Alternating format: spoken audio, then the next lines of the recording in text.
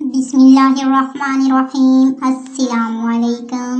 हज़रत अवैस करनी की पैदाइश यमन के एक गांव करन के कबीले मराद में हुई। आपके वालिद मुहतरम का नाम आमिर था।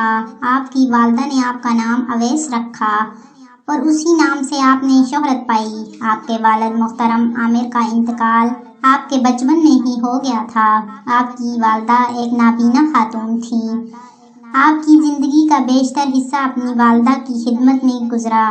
नाज़रीन, जब वो इस कनी जवानी की आयाम में दाखिल हुई तो इधर यमन से दूर मक्का में आफ़ताब रिसालत तुलू हुआ। हज़रत अवैस करनी का हुलिया मुबारक कुछ इस तरह का था कि आँखों का रंग सुर्ख माइल जर्द और रंगत गहरी गंधमी थी। दरमियाना कद और चेहरा मुबारक जो की तरह। हज़रत अवैस करनी ऊँट चराते थे और यही इनका ज़रिया माश था। नबी अकरम सल्लल्लाहु अलैहि वसल्लम अक्सर औक़ात यमन की जानब इशारा करके फरमाते कि मुझे यमन की तरफ से खुशबू आती है। क़यामत का दिन होगा और लोग हिसाब किताब के बाद जब जन्नत को जा रहे होंगे तो अवैस करनी भी जन्नत की तरफ चलेंगे।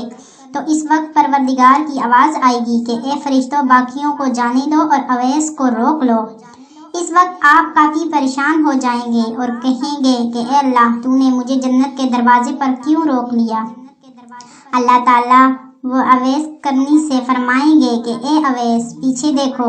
जब वो उस अवैस करनी पीछे देखेंगे तो पीछे करोड़ों और अरबों की तादाद में जहन्नमी खड़े होंगे। उस वक्त अल्लाह ताला फरमाएगा कि अवैस, तेरी एक नेकी ने मुझे बहुत खुश किया है और वो नेकी है माँ की खिदमत।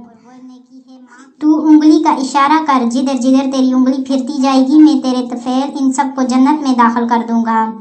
एक हदीस में है कि किसी ने आपसे पूछा कि आपको ये मर्तबा कैसे मिला। उन्होंने कहा, ये अल्लाह का फजल है, उसकी मर्जी है, जिसे दे दे। सही मुस्लिम की हदीस नंबर 91 में हज़रत अवैस करनी का जिक्र मौजूद है। आप सल्लल्लाहु अलैहि वसल्लम ने फरमाया, बेशक ताबईन में सबसे बेहतर शख्स वो है जिसका नाम अवैस होगा। तो तुम में से जो शख्स भी इससे मिले उसको चाहिए कि वो अपने हक में दुआए मग़फ़िरत करवाए। सही मुस्लिम की एक और हदीस, सैयदना उमर फारूक रज़ी अल्लाह ताला अन्हा की आदत थी कि जब भी कोई उनसे मिलने आता तो आप हर दफ़ा उनसे सैयदना अवैस करनी के बारे में पूछा करते थे और ख़ुसूसन यमन के लोगों से, क्योंकि कूफे में भी करम कबीरा पाक था। इसी तरीके से एक दफ़ा आप लोगों से पूछ रहे थे कि तुम में से कोई शख्स अवैस मौजूद है, यहाँ तक कि सैयदना उमर फारूक रज़ी अल्लाह ताला अन्हा खुद अवैस के पास आए और पूछा कि तुम्हारा नाम अवैस बिन आमिर है। उन्होंने कहा कि हाँ। सैयदना उमर फारूक रज़ी अल्लाह ताला अन्हा ने कहा, तुम मुराद कबीले की शाख करम से हो? उन्होंने कहा कि हाँ। आपने फिर फरमाया, तुम्हें बर्ज की बीमारी भी थी? फिर तुमने अल्लाह ताला से दुआ की और अल्लाह ताला ने तुम्हारी बीमारी दूर कर दी और सिर्फ एक दिरहम जितना निशान तुम्हारे जिस्म में बाकी रह गया है? उन्होंने कहा कि हाँ। सैयदना उमर फारूक रज़ी अल्लाह ताला अन्हा ने कहा, तुम्हारी माँ है जिसकी खिदमत की मशगूलियत की वजह से तुम नबी करीम सल्लल्लाहु अलैहि वसल्लम के पास भी हाजिर नहीं हो सके, तुम वही हो? उन्होंने कहा कि हाँ।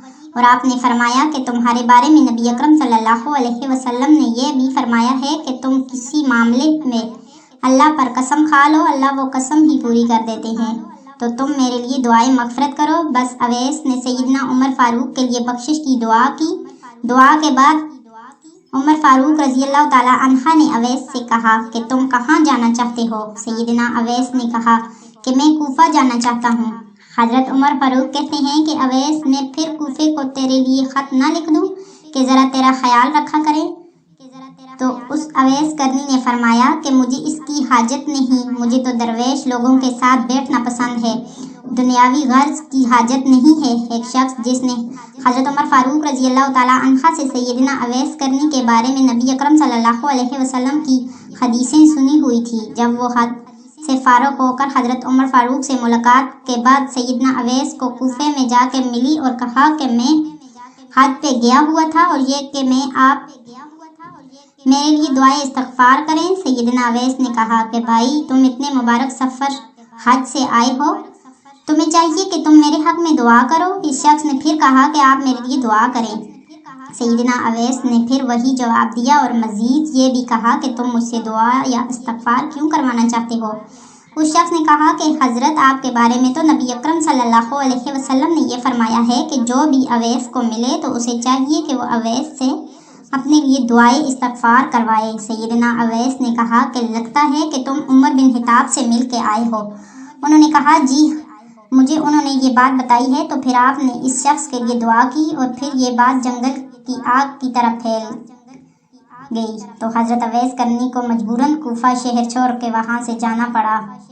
वो कहते हैं कि मैं ऐसे शहर में रहना भी पसंद नहीं करूँगा जहाँ लोग मुझे इस इज्जत की निगाह से देखें। मुझे दुनिया की कोई हाजत नहीं। सैयदना अवैस करनी को ये एजाज़ भी हासिल है कि उन्होंने मौला अली के हाथ पर बैत की और उनके ख्वाब में शामिल हुए और उनकी हमायत में जंग सफ़ीन में शरीक हुए और लड़ते लड़ते शहादत का मर्तबा पाया।